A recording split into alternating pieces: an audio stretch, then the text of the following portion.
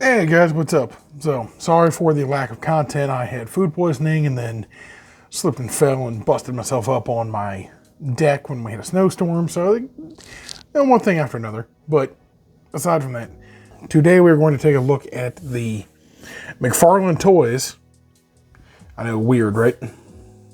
Bleach, the 1,000-Year Blood War Ichigo Korusaki. Now, you guys know I'm a big Bleach fan. I buy a lot of Bleach merch. You've probably seen the Souls and Solids unboxings on the earlier days of the channel. I like Bleach. I've always been a big fan of it. It's what got me into anime. It's what got me into manga. So seeing that McFarlane was kind of going back to that early 2000s way of doing things and doing a Bleach line, then he did a My Hero line at one point and things like that too. I think it's a cool concept that he's doing this type of stuff, but let's see if the figure is actually halfway decent. I will show the package, but I'll do that over here. Now, first things first, you do get a base, a typical McFarlanetoys base. It says Bleach, the 1,000-Year Blood War in red. It's all right. It's not that great of a base. I'm used to, again, like prize figures and statues that actually have a base, not this little thing that looks like it came with a tabletop miniature.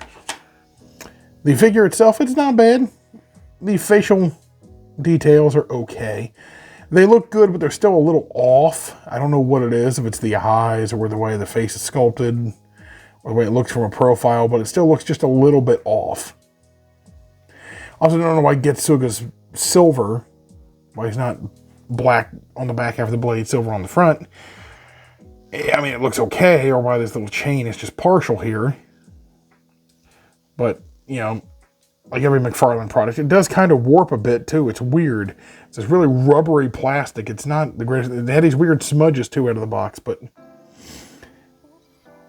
let's take a look at the articulation. Take Getsuga out of his hand. In theory, what was done here was smart because, you know, 7-inch scale figure, you can't really do kimonos and gis and things like that properly without them looking like, well, garbage when they're sculpted. So McFarlane did the thing of he sculpted a articulated body underneath this and then put a soft goods robe over it. And in all honesty, it doesn't look that bad from a distance. It looks good. You know, especially when you... Oh, it's really loud. When you flex the leg up, yeah, it looks good. You don't really get anything back, but it doesn't hinder the articulation at all, which is good. Now, like most things that are with soft goods, including some of your import companies, it does kind of hinder what articulation's under here, given the fact you have to be careful with it bunching up in certain areas. I will say this, though. I don't understand why McFarlane went this route instead of rubber, because this, while it works, attracts every single material from across the known cosmos. I have dust, I have lint, and everything else. This thing's only been sitting on a shelf for about a week. But also weird articulation choices like the sock overlapping like this. It's quite odd. I'll show you what I mean. You know, that's odd that it wraps around the ball joint like that and there's no toe articulation. You get good range out of it, yes, but cosmetically speaking, it doesn't look any better with this over it. It was done for the armor piece, but still. But yeah, if you want to see what I mean by the whole articulated frame underneath this, it's fully sculpted.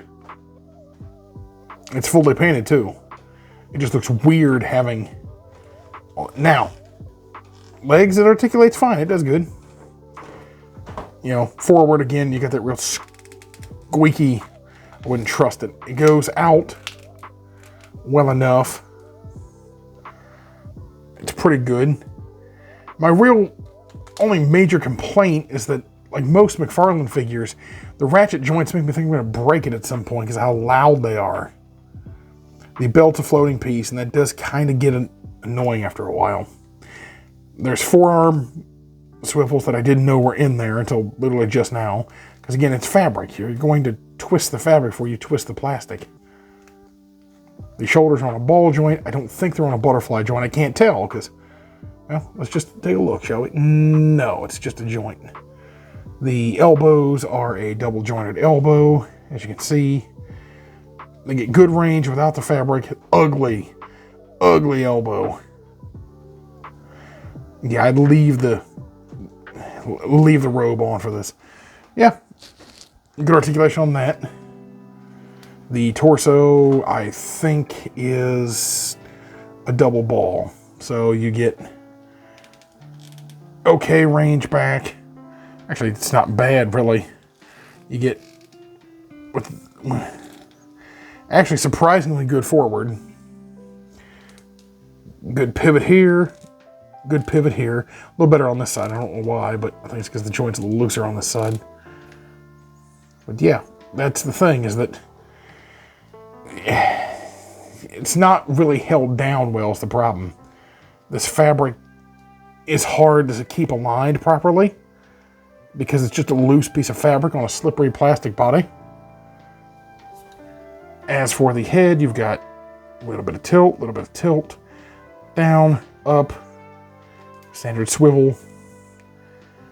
One of my other major complaints, though, is while the tattoo work is beautiful for the armor, again, it's this weird cup-like design. Let me just show you. It's just odd. And it's so deep and set in there, such a huge peg. I mean, I know what it's there for, but my lord, it's just insane. Really, this is like what every McFarlane figure in the past several years has been. Even I collect his multiverse line too, and they have this strange thing with a border being really high quality for the $20 price point, but also border being very outdated. And this figure feels like it's more outdated than it is modern. While the cloth robes look nice, they are made of a material that's going to pull every bit of dust and debris and dead skin or whatever else is floating around in your house or your apartment onto the fabric, making all these little white specks noticeable. Now, while it is nice for a $20 figure line to do things like, painting in some armor details, painting in all these nice little armor bits, painting in all the little armor bits on the sock, even though you're not going to see them half the time, putting the folds and creases in the robes. Again, it looks good. Here's the thing, though. Putting a little loose-fitting piece here. The figure, even with figure arts, I'm not a big fan of articulated Bleach figures because I feel that most of Bleach's character designs don't warrant hyper-articulation because they're in robes, they use swords, they're very much generic samurai way of doing poses and things. They're not crazy dynamic. And usually those robes look ugly. And while this does alleviate the ugly robe look, it's still ugly having these baggy sleeves with heavy stitches running through them, like here, and it's noticeable here too. That's all fine and good. You've alleviated it for the most part, but you still run into the problem now of, given the material you have to work with, you've made a bigger problem, which is now you've put a loose piece of fabric over a slippery plastic body, so the plastic has nothing to hold on to. So as you're trying to flex one part of the body, it's either pulling up from the waist, or like with this, you're doing it here, it's pulling this leg up, or vice versa. Nothing is really held on straight. And I say it's just a little piece of Velcro, and that's fine. But if you're going to do fabric soft goods like this, there's a couple of import lines that I'll put the link up here for. And while they are waifu figures, they also do soft goods in a way that's similar to Mezco, where the soft goods are incorporated into the actual material of the body itself. So it's going to lay properly, it's going to fit properly. That's the problem these have, is that it feels like he made one generic buck body and just threw all this overlay on top of it. So this rubber belt that's loose is annoying. This strap for Getsuga is annoying, because while this is trying to fight with having somewhere to go, this is trying to fight with somewhere to go, all the fabric's trying to find somewhere to bunch up and go, these are flopping around. You're trying to work with the articulation under it so you don't tear or snag the fabric.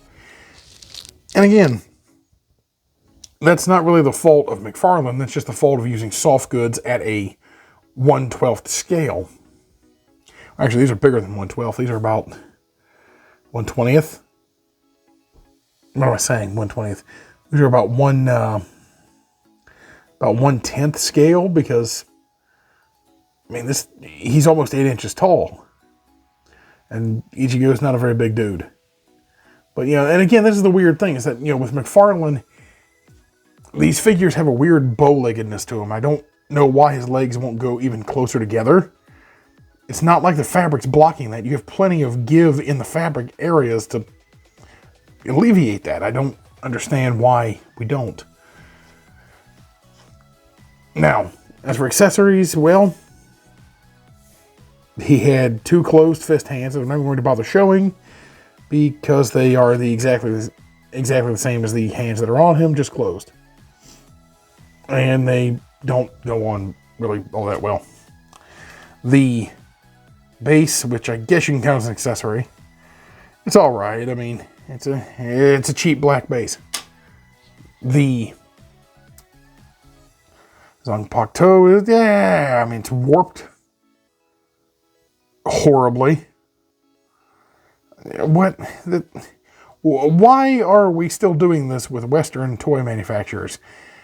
You know the market this is aimed at. You know that this is aimed at adult collectors. Children don't watch things like Bleach. At least I would hope they wouldn't.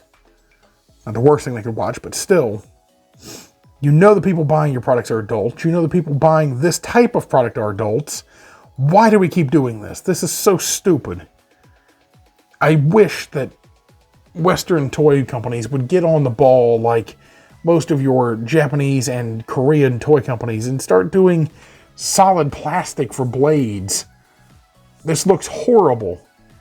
It's wavy. It looks weird. The handle is bent. Now, while he's holding it, it doesn't look bad, but you can still tell here it's curved. It curves here. I don't understand how we live in 2025. These figures were made in 2024, and we still have this as a problem. That a blade can't be perfectly straight on an action figure that you've paid decent money for. I know they're not imports. I get that.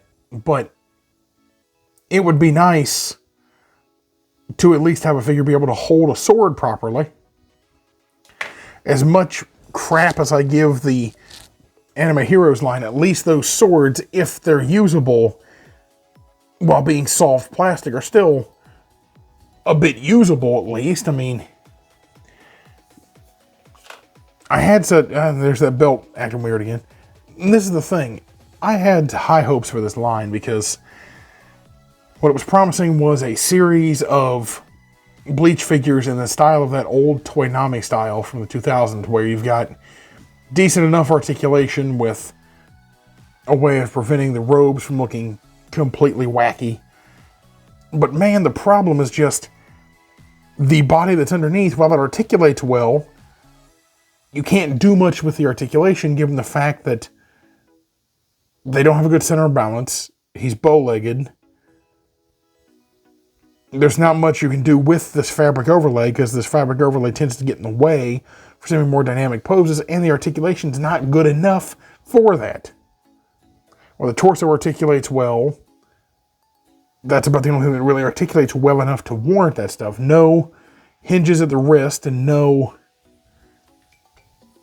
Like, yeah, okay, you have forward and back of the ankle. You barely have a hinge. But having no hinge at the wrists, just a swivel, a crappy swivel at that, you really do destroy half of what these figures could very well have been. You could have given collectors a budget-friendly option for articulated Bleach figures that could have actually probably been halfway decent on a shelf. Instead, you went this weird route, which I understand. Man, it's weird. If you can find these figures for like under 20 bucks and you want to give them a shot, I'd say pick one up. Thing is, they're going to be all the same. So, at least all the Soul Reapers are going to be the same. From what I've seen, we have Yuha and Uryu, and they are just standard action figures. with some soft goods for like cloaks and stuff, which I think, in all honesty, is a better option. If they'd done that with this, it would have been better, but yeah, they're okay. If you're looking for articulated Bleach figures, really, you're better off either tracking down the old Toynami figures, or you're better off just buying the figure arts when they go on sale from places like Tokyo Otaku Mode. I'm not sponsored, by the way, but hey, Tokyo Otaku Mode, if you guys want to sponsor me, I definitely wouldn't mind. But all in all, it's hard to recommend, because even as a Bleach fan, yes, I'm happy to see, you know, articulated Bleach figures in the West now, but I'm also not particularly pleased with the direction it was done in. I think a lot of this is just the budget constraints he had, but still, it's kind of rough. Anyway, I will see you guys in the next one. Thanks. Bye.